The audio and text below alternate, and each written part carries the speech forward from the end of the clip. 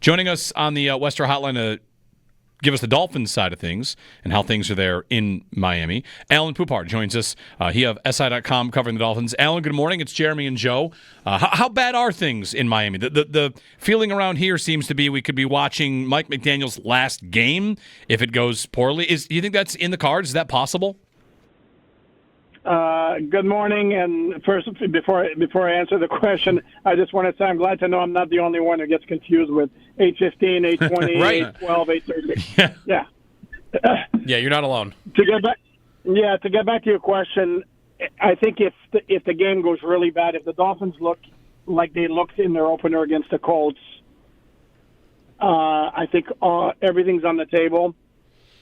I think if the Dolphins are competitive, even if they lose to go to 0-3, I don't know if I'd expect anything drastic to happen after the game. And if they do something, their next game next week, not only do they have the extra days because they play Thursday night, well, their next game is the following Monday night against the Jets. So if you were to make that drastic a move, it's the ideal time to do it again. But to me, I sense that there's a feeling here that maybe it happens, but only if the game goes really, really bad for the Dolphins. Yeah, it does feel like, though, Alan, like they've maybe entered into a territory where it's a game. Is it a game by game thing? Like, let's say they do play close, like they lose the game, but it's competitive.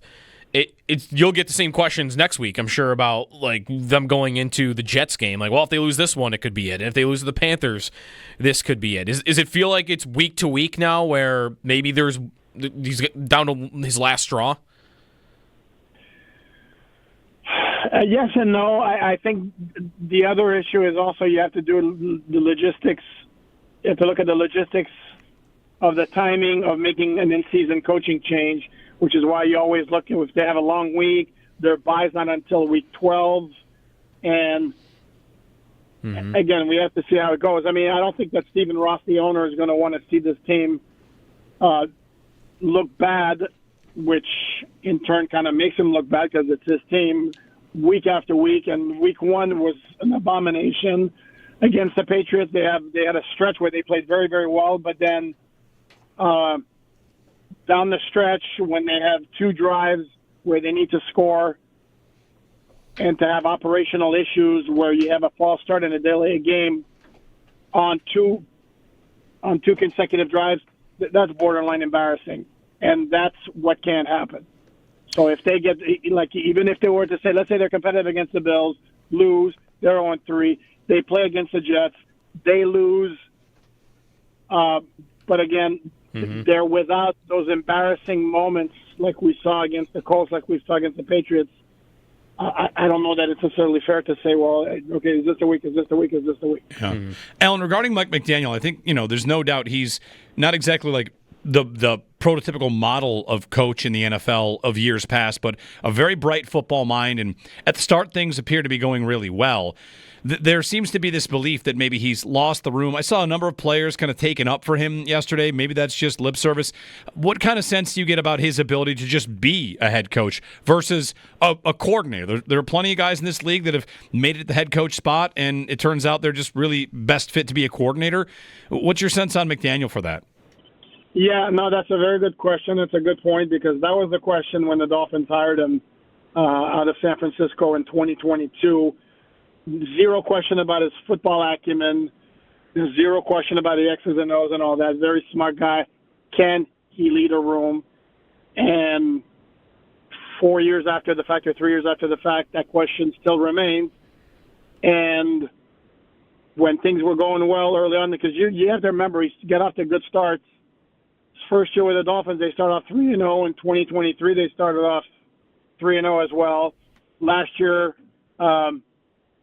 again, I always forget how quickly, but I know they won their opener. So it's been when adversity has hit that's kind of the true measure of a coach. The Dolphins did show some great resolve last year, coming back from 2-6 to win 6 in a row. But they've always come up short against the really good teams or down the stretch, and then this year it's gone off the rails from the start. And the question still remains, is Mike McDaniel one of those guys who's just destined to be a great coordinator and not necessarily head coach material.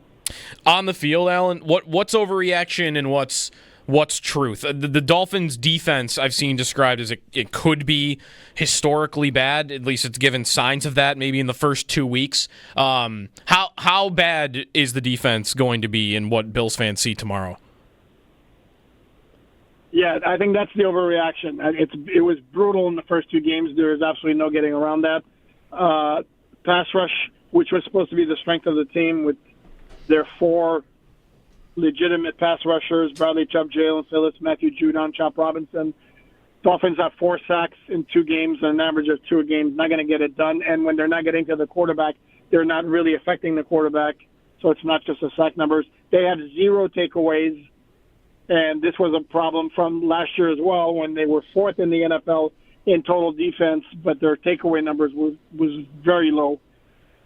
And they lost Jalen Ramsey, who was by far their best cornerback, and now have a group that is, politely I'd say, questionable. They lost Calais Campbell, who even at 73 years old is still a really, really good defensive lineman. Mm-hmm. And they replaced him kind of with 3 rookie draft picks who may become good in time, but certainly are not impact players yet. So, no, I don't think the defense is the nightmare that it's been in the first 2 games. But at some point, the perception is going to become reality if it doesn't turn around. And maybe Thursday night tonight where it happens and they play better defensively. Yeah, Alan, what's the formula for Miami to win it? Is it run the ball with Achane effectively and find a way to get your stops? I mean, they've not won a game here in the Sean McDermott era, and they're looking for win number 1 against McDermott in Buffalo. So what is the game script that leads them there?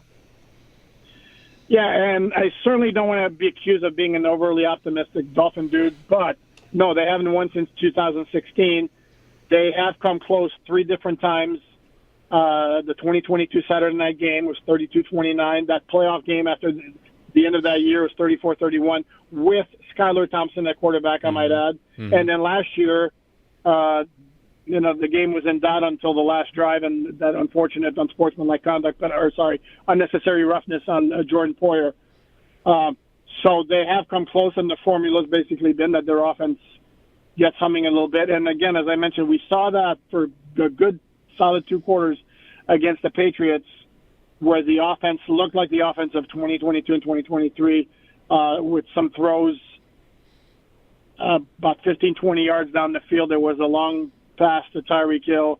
That was his first, that's been said over and over again, his first catch of longer than 30 yards since the 24 opener. Mm-hmm. They have now run the ball.